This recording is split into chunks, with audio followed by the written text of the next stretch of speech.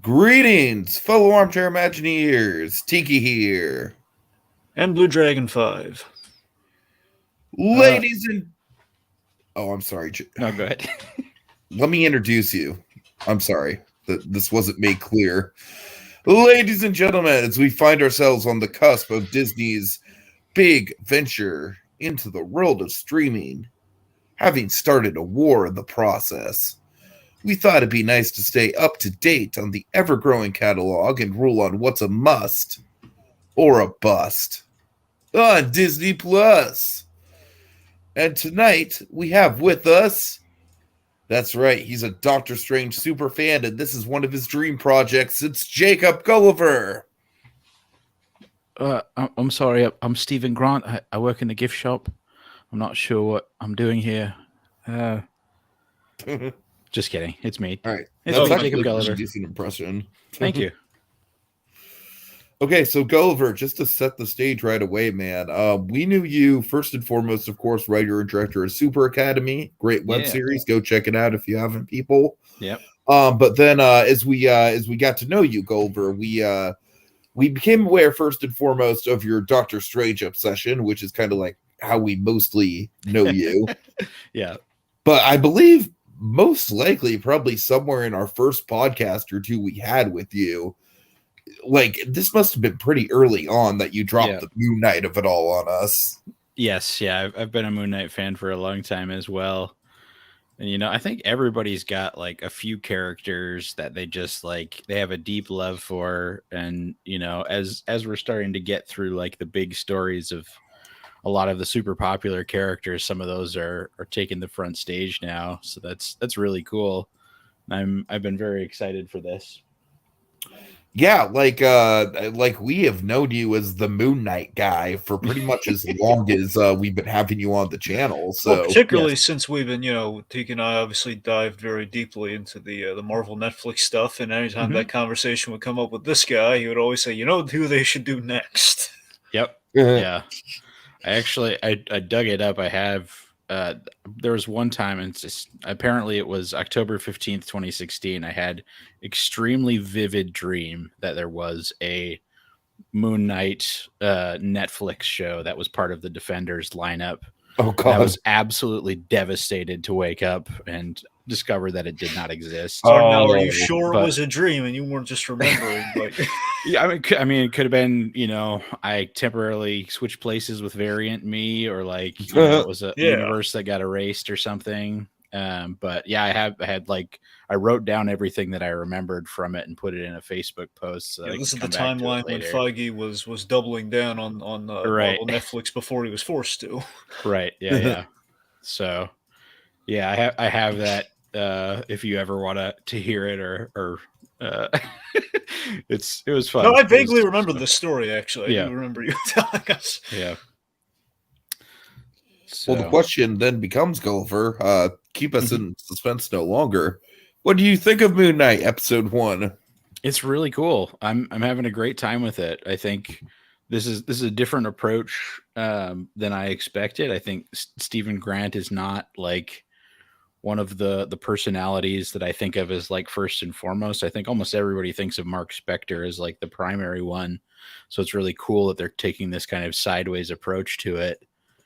But they're doing some really, really interesting things, and they're taking a really hard look at the character of Moon Knight and how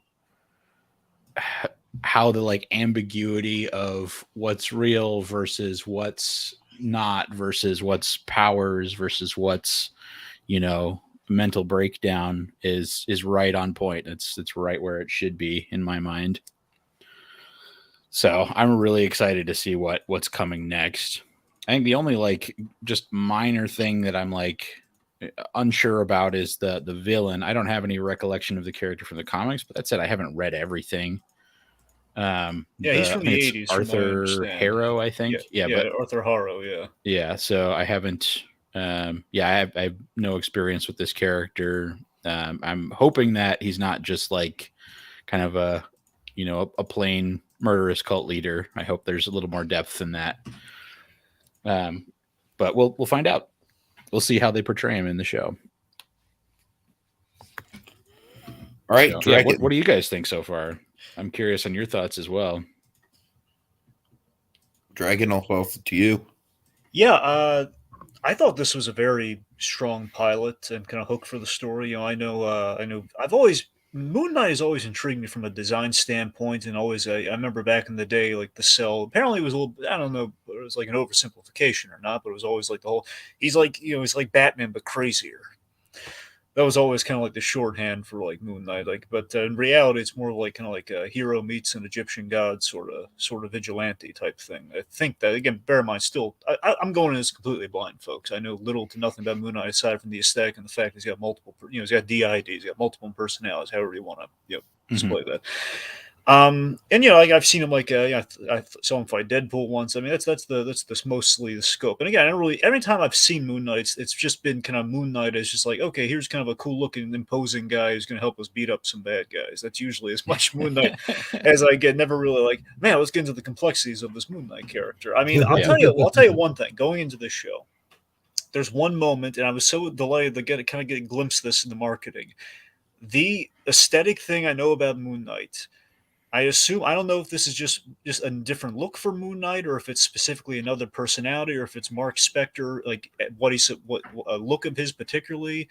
There is I want to say there's one of the personalities called Mr. Knight. Yes, and he wears like a white suit and he wears the Moon Knight mask. Is that him? Yep. Okay. That's the character. That's the person I'm looking most forward to watching this show. Okay, sure. I cannot wait to see Mr. Knight in action. Because every time I've seen like the Moon Knight art, already have like the usual costume, which is already impressive. The cape and everything. Which we usually stray from the cape in Marvel comics, very traditionally. So rarely will you find a character with a cape. Not that it's impossible, but rarely do you see it. But just ever since I saw that design, I was like, man, that is a really good slant on this Moon Knight character, not knowing about the whole, fully multiple personality thing at that point. Like, okay, well, maybe we're trying to differentiate who's who. That makes a lot of sense. So regardless, that's visually the thing I'm most looking forward to getting into this show, which we haven't gotten yet. I don't mind them taking the extended route, but the episode itself. So this pilot fills me with a lot of confidence. I don't know how well founded it is, but I'm really... I got a good feeling about this because I think the Disney Plus shows are starting to get the hang of the whole 6-part movie promise that they've been making ever since the beginning. Like the whole, particularly since Falcon Winter Soldier, which obviously got delayed. Yada yada. The point being, they've always been. The problem with Falcon Winter Soldier was that it's like, hey, it's a 6-hour movie. Not real. It's like 4.5 hours, really, and it's. Mm-hmm. And I don't know, this one, like from the get-go, it feels like I'm watching an MCU movie that's just like I'm watching like part of the first act of with this first episode, and it really feels like that. Like we're in the gate, we're out of the gate running. And I don't know, I think Hawkeye was a big step forward with that concept, and the fact that we had those deleted scenes, which irks me to no end, of like, oh, we could have had more Kingpin. Why? I know they had their reasons for the whole reveal and everything, but still, the point being. So Hawkeye kind of being the prototype. This absolutely, feels like this could be the slam dunk for that model. For that model of storytelling. This sells me so much on Moon Knight instantly, just with what we do here. I'm blown away by we had kind of speculated this with the trailers and everything, and seeing it kind of confirmed here. The clever entryway into an established character, like basically going as Gulliver kind of said here, like we're going through a different personality than usual. Yep. Yeah, when I hear Moon Knight. I usually hear Mark Spector as well. I don't know any of the other personalities, hence my Moon Knight, that's my Mr. Knight confusion. Yeah. So Mr. Knight is one of those personalities. Yes. So I'm thinking that's a really great way to kind of approach this story from an interesting angle. So if by doing it that way, we can have our fully established character without necessarily doing an origin story in the conventional way. Mm-hmm. There's one element I'm a little worried about, but I mean, rewatching the episode, I think it's like, okay, I think I know what they're doing here. Like the whole dream versus memory thing. It's like, if it's as direct as I think it is, I think we're going to be okay. Just so long as we don't go into how much is he dreaming and how much is a memory. Yeah. I think it's on the rewatch. I think it's pretty sure that, it's a memory. It happened. Mm-hmm. So it's a very good start. So I'm loving Moon Knight so far. I'm really digging it. It's one episode, mind you, so we'll see if that changes. But so far, so good. Yeah, I'm gonna steal a quote from Jeremy Johns because I think he really summed it up well with his take on it. The first episode of Moon Knight, and this is not an insult in any way. This is actually meant to be a positive. The first episode of Moon Knight is the first Disney Plus Marvel show that actually feels like a pilot episode. And what I mean by that is, unlike all the others, it's like it doesn't assume that we already know about these characters or the setup or the lore. With all the other Marvel shows down the line, it's like we kind of just got thrown into the action to a certain extent. Whereas this very much feels like we're kind of coming at it from ground zero. We're really like, this feels like the very start of a story, which is rare for the MCU because everything is like bouncing off of everything else. Yeah, Phase 4 has been having some trouble when they've tried to launch the original stories. So far, the best attempt we've had has been Shang-Chi, and even that, again, kind of wavers towards the third act. But yeah. So yeah, I would say this is definitely the MCU thing that we've had in a long time that actually feels like its own thing. Yeah. And within its own, and it still feels MCU, although I will admit, so far it kind of like has a little bit of a Marvel Netflix vibe. Not necessarily that's a bad thing, but never a bad thing. I'm curious to see how, if this does kind of like cross over into the broader story and how that'll happen. But for now, I'm just kind of like enjoying the ride of this character. Yeah, I'm rooting for a Secret Avengers movie or series at some point. Or just because I was like the one person who really enjoyed that series. I know it's really weird, but I really like that one. So yeah, I think as a pilot episode, this worked really well. It kept our interest and slowly built up the intrigue for the actual Moon Knight. I think the reveal of the costumed character himself in the bathroom was a pretty grand entrance for the character right at the very end. Definitely whet our appetite, for sure left me wanting more. And I just say, like, is anyone else annoyed, Dragon? I'm curious on your half mostly. Are you annoyed that most of the critics got the first 4 episodes and we peasants only got the first one? Are you kidding me right now? They got 4 episodes? They got 4 episodes, yeah. How did they get 4 episodes? There's only going to be 6 of them. How did they I know. And it annoys me because it's like the people that do, that do the reviews, they have to like kind of put in the asterisks like, yeah, I've seen the first 4. I'll do my best to keep my conversation to episode 1. And I'm like, God, no, I don't want to. Like, I want to hear. I want to hear people's takes on this, but like not at the expense of potentially accidentally spoiling something. If we're gonna give the critics like all the episodes, why don't we get as many? I know. Brutal. Yeah, it's ridiculous. Like, I think the first 2 I would understand. I would get the first 2. It's like by week 2, everyone will be caught up with each other, but it's like, yeah, they keep saying like, yeah, guys, like only 4 more weeks until we're all caught up together and we can watch it together. I'm like, fuck, man. Like, is that really something to be happy about? Yeah. All right. Anyways. All right. So where do we want to go? You want to talk about Stephen Grant at the top? Yeah, so I really like the fact that I think one of the big takes in the trailers when it came out, me included, was what the heck is up with that accent? Yeah. And so basically what they're doing is people within the actual show are being like, what the heck is up with that accent? So the biggest thing I was hoping Gulliver could clarify with me here is how close is Stephen Grant in his kind of comic representation to that? I know it's only 1 episode and there's only so much you can probably weigh in on, but I mean, just at first impressions, like how close is Stephen Grant to in terms of the like personality? I would say straight on. I don't remember offhand if he's like a museum guy in the comics or not, but like he's definitely the most like mild mannered. Like the Jake Lockley is also very mundane, but he's like a taxi driver, I believe, and he's a little bit more like boisterous and has a bigger personality. But Stephen is very reserved. And I don't remember if Stephen Grant was British, but then again, I can't hear the accent looking at the page unless they, put the text in like that. So is Moon Knight set in London at all? Like, is that or Stephen? No, Grant he's New York. He's New York, full on the whole way through. Gotcha. Okay.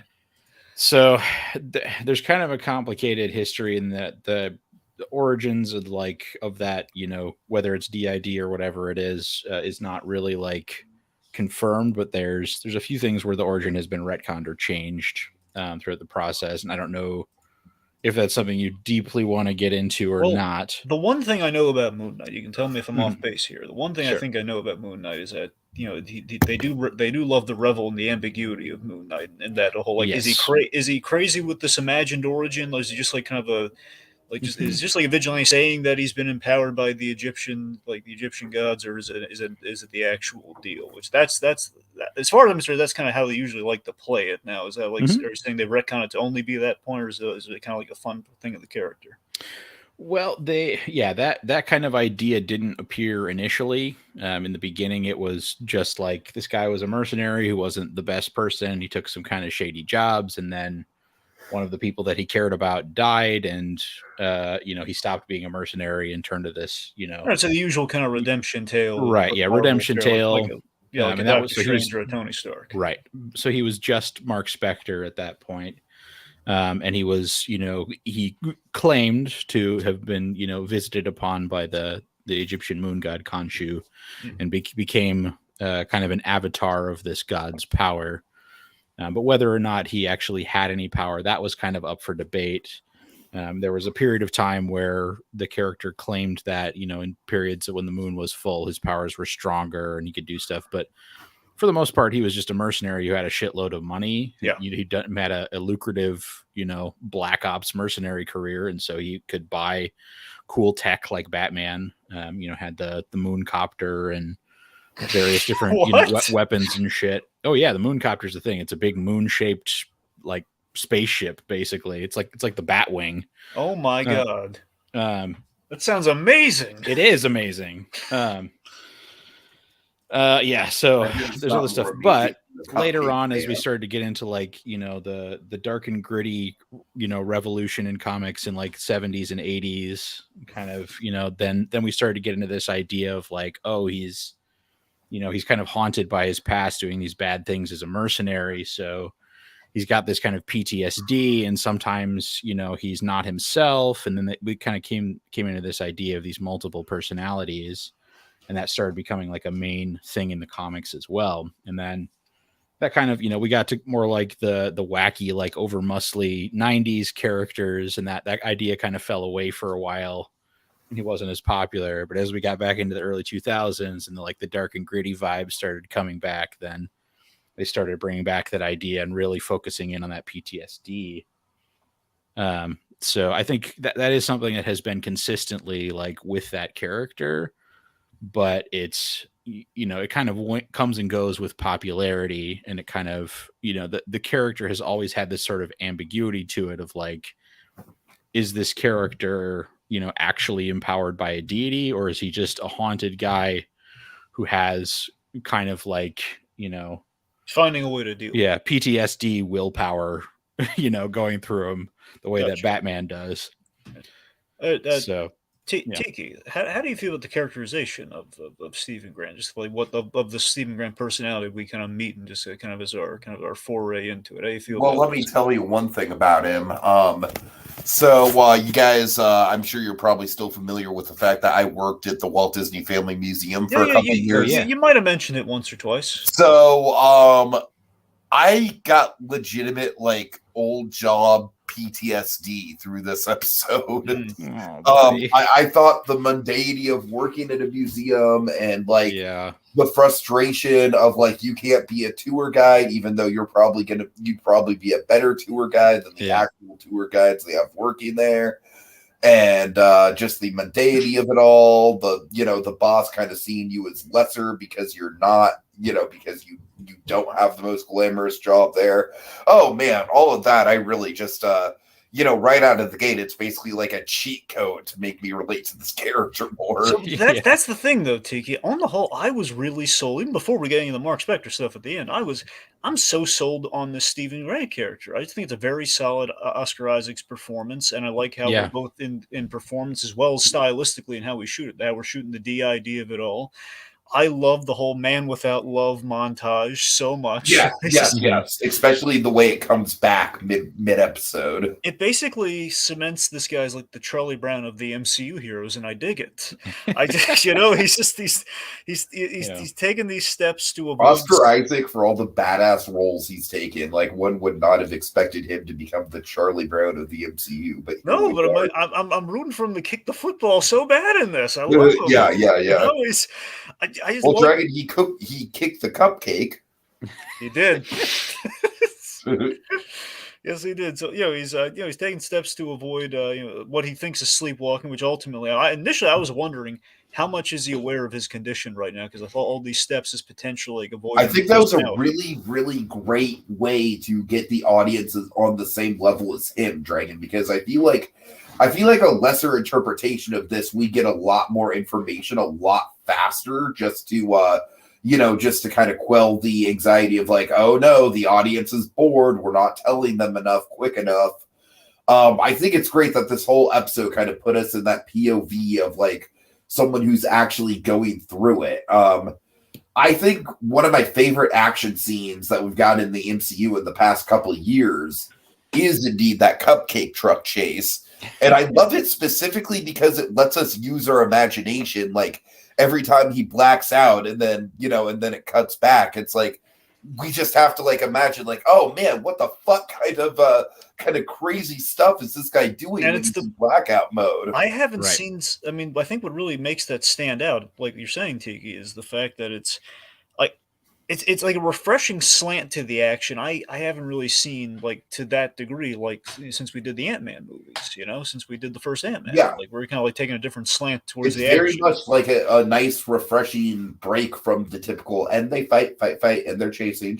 Like, hey, let's fight a big old CG dragon while we're at it. Let's skydive. Let's skydive from a Hey, I fucking love that CGI dragon. But anyway, yeah, no, fighting is, I've said it once, I'll say it 1,000 times, fighting is more interesting with an objective. And in this case, Stephen Grant, his objective is to not be fighting anymore, which is a very fun objective to kind of like sympathize with. Little Jackie Chan-esque, the defensive form. Like when he throws that gun, I thought that was so hysterical. So the idiot just threw the gun. Yeah. So speaking of F. Murray Abraham's killing it. Oh, so good. Yeah. I mean, like what a good cast. He almost kind of has like a John Rhys Davies quality. Yeah. Tell me this: is Khonshu a personality in the head, or is that in addition to the show? You think? Is that generally yes? There is Khonshu in his head. However, yeah, is it going to get complicated? Okay, sorry. So one of the personalities that's not necessarily in his head, but he'll frequently see visions of what he believes is Khonshu. All right. And it will appear like next to him, talking to him, or sometimes it'll appear kind of. Yep, sometimes it'll appear like on like a tiny version on his shoulder, like almost like an angel devil kind of thing, trying to like influence him and tell him stuff. But he also sees Raoul Bushman, who is one of the other mercenaries who killed and was like one of his main villains in the comics. He'll also see manifestations of him telling him, stuff or doing things as well. And it's kind of hinted at in the comics that sometimes he thinks that those two are the same manifestation, trying to push him to do bad things. So it's Bushman pretending to be Khonshu, or it's, Khonshu pretending to be Bushman to try and, push him in one direction or the other. But they don't typically take over him. And at one point he separates the idea of the Moon Knight and the nickname for the Moon Knight, which is the Fist of Khonshu. At one point, he decides that these are two separate entities. He says, I need to be Moon Knight, the protector, so that I cannot be the Fist of Khonshu, because if I'm the Fist of Khonshu, I don't hold back. I only destroy. I don't protect. So there's a lot of like little nuances there that I think are really interesting.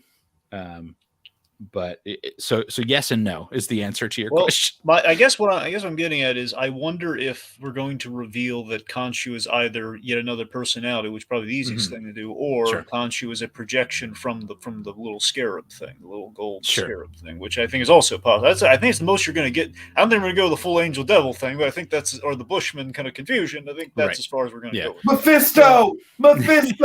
That guy in here. Get out of here. Perfectly fair. There is some kind of like eject this man. Some of the like cultural undertones with Bushman. It is his real name, but some of the cultural undertones are not the best. Not the best by today's standards. So I'm guessing they're going to leave that character out basically indefinitely. So that I'm guessing they won't utilize him at all. Is my. Yeah, we'll see. I mean, I wonder. Just hope they don't go like. I wonder if they can go the generic route. Like, a couple mercenaries shot him down. Like, there's no names. So we're not going to worry about them later. We'll see.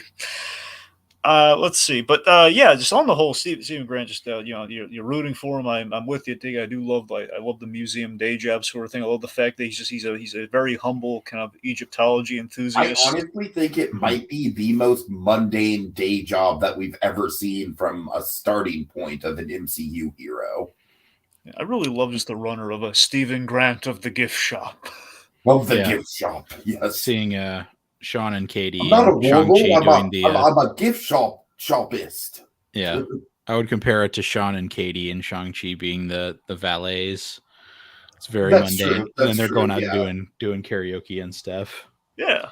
So, but yes, I agree that it's a great, mundane intro for that. Of course, it's a great, obvious, like kind of like writing shorthand entry level into why the Egyptian stuff would be there and why he'd be interested in it and knowledgeable about it. Yeah. So to speak to some of the stylistic stuff and just in general, like with the the personalities and particularly our episode title here, the Goldfish problem. Yeah, I'm really liking how we how we show Goldfish very much reminded me of like Mr. Robot. Yeah, it's a little Mr. Robot-esque for sure. Yeah, there's definitely some shades of that.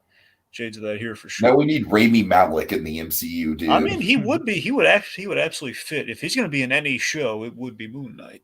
That's what I'm saying. Yeah, but the whole we have like some interesting quirks with this character. Like he's befriended this gold statue guy in the park, and he's who apparently I think is like an informant in the comics form or something. Like we're probably going to see that gold statue. I guy. really want him to be an actual character. I think that's likely going to happen. I mean, you don't have a guy that looks that interesting just not have any payoff. He's got to come back in some way, shape, or form. But yeah, I mean, again, stylistic. I love like when he gets stressed out. The other personality takes over. You have F. Murray Abraham saying, "Oh, the idiot's in control now." Again, it's kind of like it. It's like Split, but less wait time. Mm-hmm. Yep. Yeah, and just the fact that the fish basically is what initially I was a little worried about. Like, oh god, I don't know if we're gonna do a thing where we're gonna like have like some really cool sequences, like saying, "Hey, that whole cupcake chase, it was a dream," but then we confirm, okay, he's missed time. So assumingly.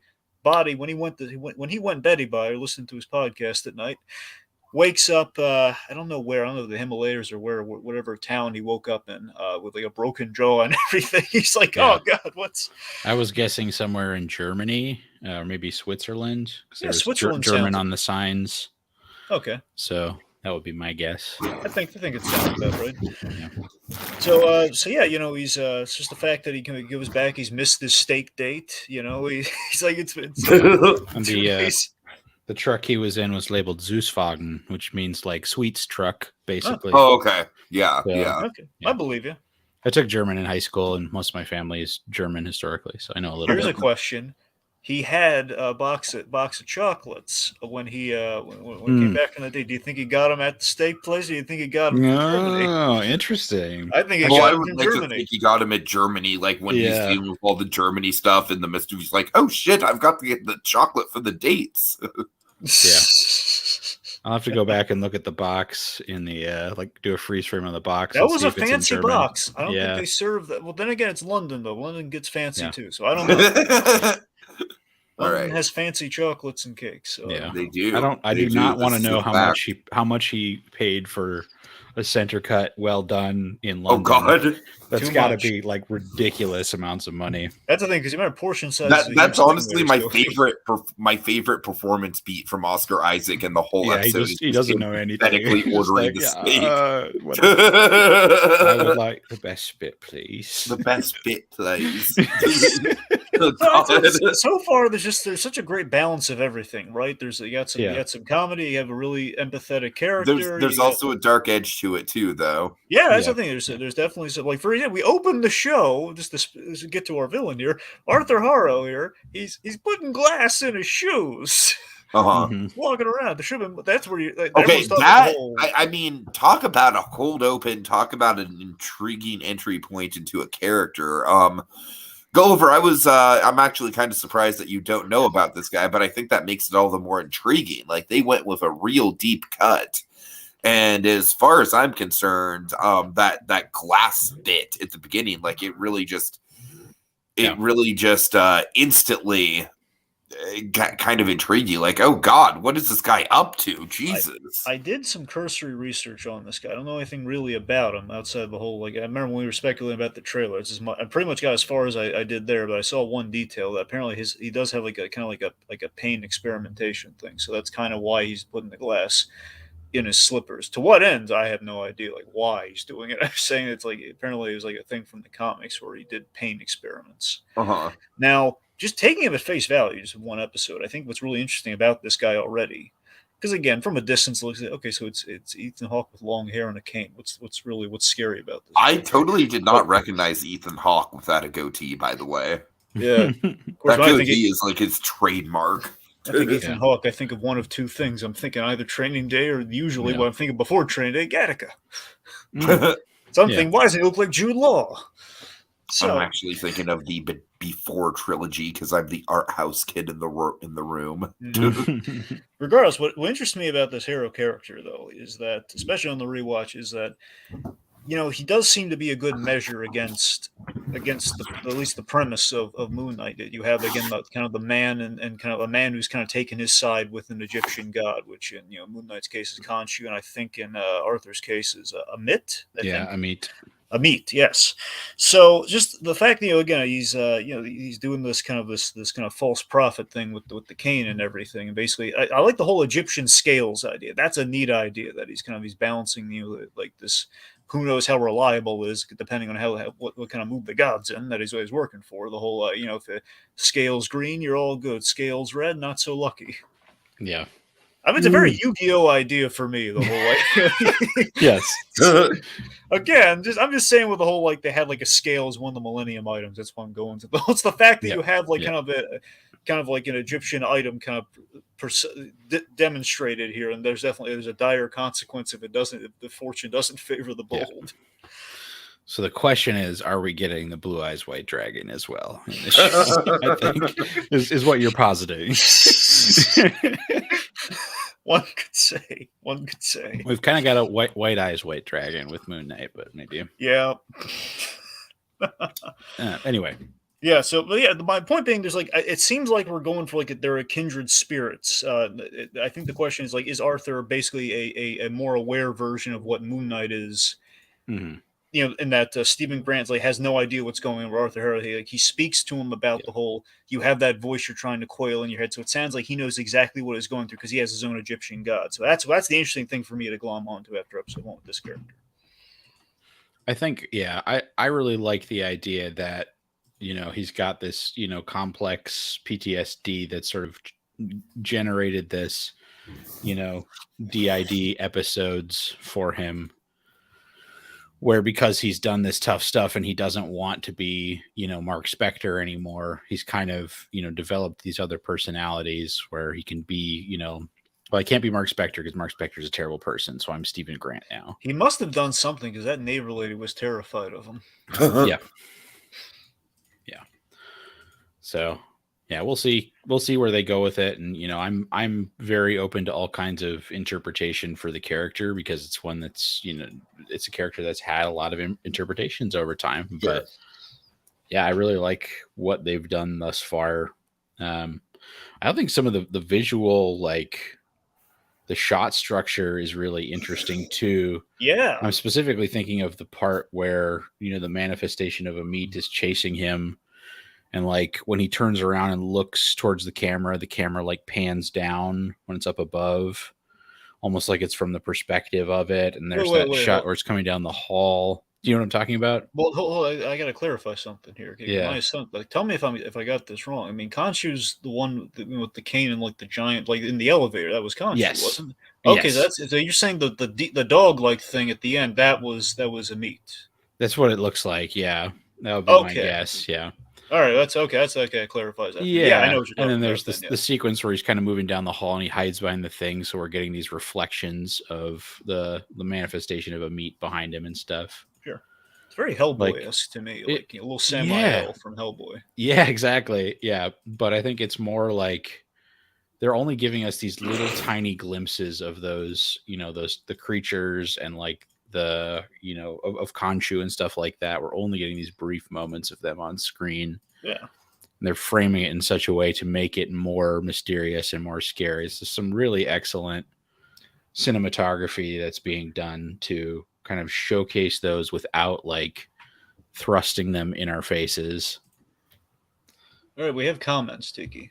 We do. Okay, let's see. That guy says let's see. Dude, that glass shoe thing was the cringiest thing I've seen in the MCU. Not bad cringe, like the actual good, like, oh God, that's just wrong cringe. So you know what's funny right now? I don't know if you guys probably heard about this, because it seems, if I'm right, Disney like said, oh man, what were we thinking? They fixed the whole Falcon Winter Soldier thing. They went back and they censored some blood for reasons why. Literally after, like, let's just add all the bloody Netflix shows, but let's take out the blood. Yeah, that's a boneheaded move as far as I'm concerned. I don't really want to get into that, but I bring it up. They posted that they were trying to change like a credit or something like that, and they ended up uploading an earlier version of the show when they changed the credit rather than like the final version that had all the effects layered in. So it sounds like that is something that they are planning on fixing and putting back the way it was. Good. Yeah, that was what I had seen. I bring it up only because, like, I'm watching that glass shoe scene. I'm expecting this. It doesn't happen. It's like, oh man, is there gonna be like a creepy like shot? Well, like, let's see how far we're gonna push here when he's walking down the hall, like, because he's wearing like sandals. There's gonna be like a trail, like a bloody footprint thing when he walks out. That would have made it even more sick and wrong. Yeah. Yeah. Let's see. That guy then goes on to say, and I think Steven is the only personality not aware of Mark. I might be wrong. And, well, I mean, I guess we'll see with Mr. Knight. I mean, I assume I think that sounds about right. I mean, Gulliver, that sound about right to you? Do you think, is it? I don't remember, to be honest. But that's were that's there certainly any personalities possible. unaware of the other ones at any point? Like, did they have to have like a meet and greet? That sounds right. Yeah.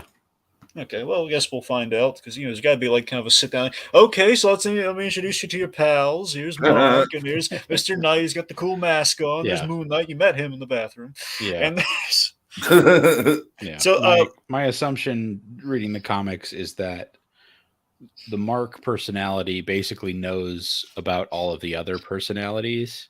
Mm-hmm. And in the comics, he had because he's basically like a rich Batman-esque figure. He has like a butler that helps him, and he has like friends who know about his situation as well. So like he's able to process all that stuff more effectively. But I know Jake Lockley knows about some of the other ones, but Stephen Grant, I'm not sure about. That guy might be right. Now, speaking of his friends, we better call Layla. We got a call from Layla. Mm-hmm. Yeah, we got Layla calling, who I believe is, what is she, his girlfriend or his ally, or is it like just his friend in the comic? An ally. Okay. Usually the romance is Marlene, but Layla has been a romance before as well. Okay. Marlene is the daughter of the his kind of mentor figure. Who dies in his sort of like origin story. Like the guy who trained him, or is the guy like that kind of show like the guy who kind of taught him like about Egyptology. Like they're going into like a temple, and essentially he's doing this like black Black Ops job to do something illegal, to go into this temple to get research for this guy, but this guy is doing it for the right reasons, and he dies. And so he and his daughter kind of trauma bond over the event, and he says, "I'm not doing this shady shit anymore." So, what can you tell me about a character called Duncan? Duncan? Sorry, Duncan. He was in the phone when they was scrolling through the list. And was like, Duchamp is one of his fellow mercenaries, more commonly known as Frenchie in the comics. Oh, Frenchie, okay. So it's he and Mark and Bushman are like the trio of mercenaries together. Okay. They go on these missions. Frenchie is like the comic relief of the group. He's like the funny guy who cracks jokes while they're on missions. And he's traditionally their pilot. He flies their planes. He flies their helicopters when they're out on missions. Later on in the early 2000s, they reveal that Frenchie is gay and has a very lovely boyfriend. And Mark is very supportive, so that's very good to see on my part when I was reading it. I was really strange if one of his personalities was not on board with that sort of thing. It'd be a really weird situation. That'd be so messy and unpleasant. But yeah, so it's nice to see some positive representation. And I think Frenchie has kind of been his like conscience in a lot of ways throughout the like various different stories. And it's cool that they're still using, they're planning on using him in there. At least it looks like it. So I'm curious to see how they portray that character. All right, Tiki, thoughts on the big bathroom beatdown at the end?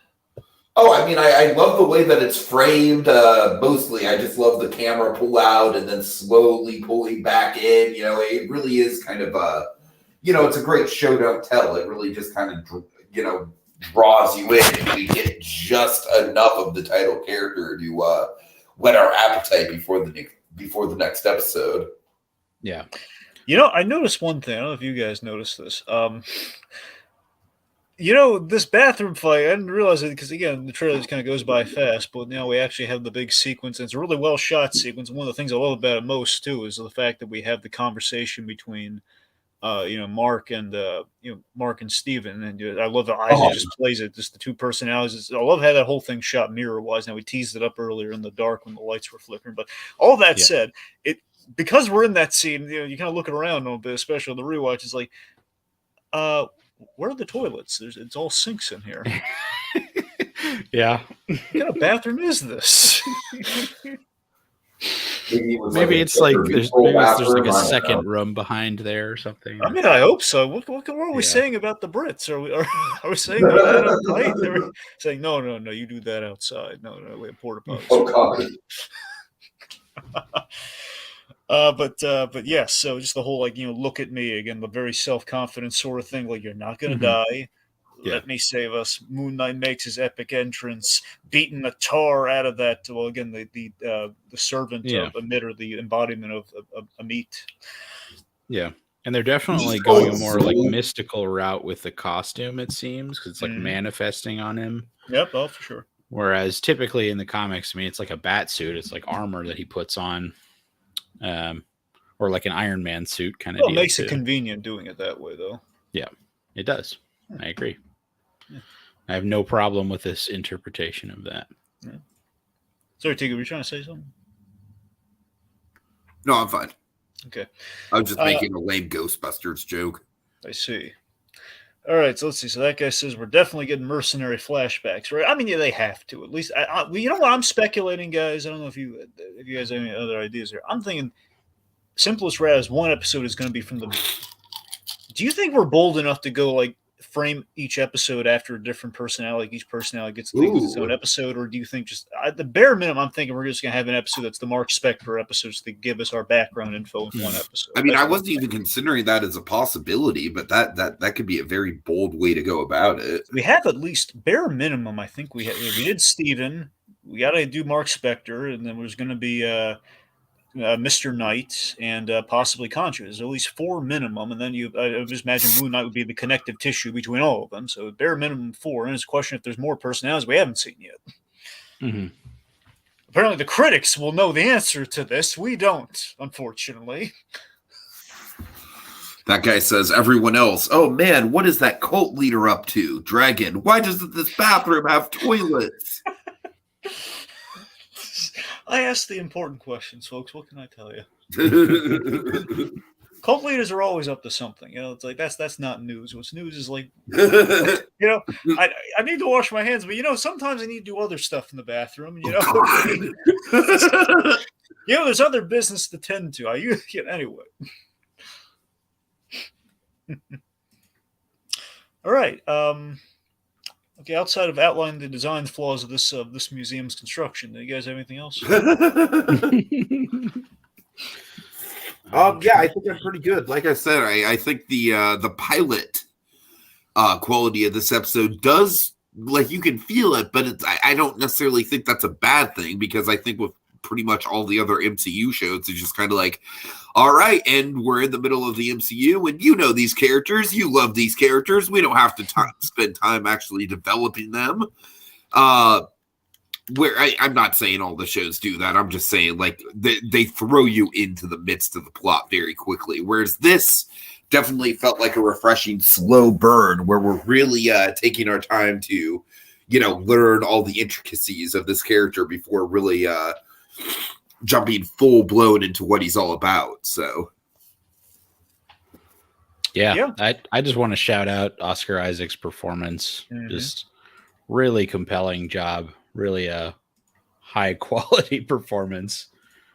It doesn't feel like, hey, let's just get a celebrity in this role. It feels like, man, they really went after us. We're really getting our money's worth of Oscar Isaacs here. Literally, because we're having him play multiple roles. Totally. Yeah. Much better superhero role for him than Apocalypse was. Oh, God, yes. Good Lord. Yeah, well, distinction to make, superhero, supervillain. Yeah, but... Still, that guy, I believe this is the first MCU show that's about a new guy, right? Well, yeah, it's. I mean, the first Disney Plus show, like, obviously not counting the Marvel Netflix. Well, no, I know that. I'm just saying that you can make an argument for Kate Bishop, but by proxy, literally Hawkeye's in that show. It's called Hawkeye. So Hawkeye's the entry point into that show. Yeah, I mean, they've all been based on something, but they've come at it from a different angle. Like it's WandaVision, very much Scarlet Witch. Ultimately, Loki. Again, it's Loki, but the variants of it all. So I mean, yeah, you're right. Everyone knows it's Loki. All right. That's what I'm saying. They've all had like a slant, but you're right. This is the first time it's been completely fresh and especially disconnected from anything, really. Like the only Easter egg anyone's really found is like, hey, there was a little billboard that said Atlantis. Oh God. Namor. He's got a casino, I guess, or something. We're gonna get some more new with Miss Marvel as well, and presumably with She-Hulk. Although She-Hulk will have, both of those characters have ties to previously MCU extant characters. Yep, and hopefully Daredevil. Yeah. Yes, Dragon. Yes. All right. Yep. What can you imagine if just that? Again, that's going to be Matt Murdock and She-Hulk, which I'm thrilled for. I'm very hopeful for, and it sounds like it's absolutely going to happen. But just in regards to this show, though, just imagine if Daredevil was flipping on rooftops in the background. We don't need to draw too much attention. He's just there, just to know that. Oh, look at him there flipping around. Look at him go! Look at him go! Look at him! It'd be like the ultimate "look at him go" moment. Way to go, Red!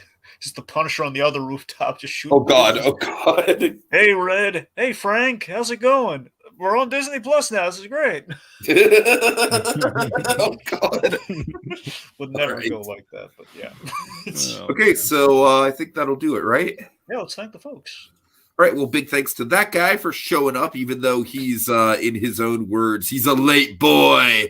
A late boy. All right.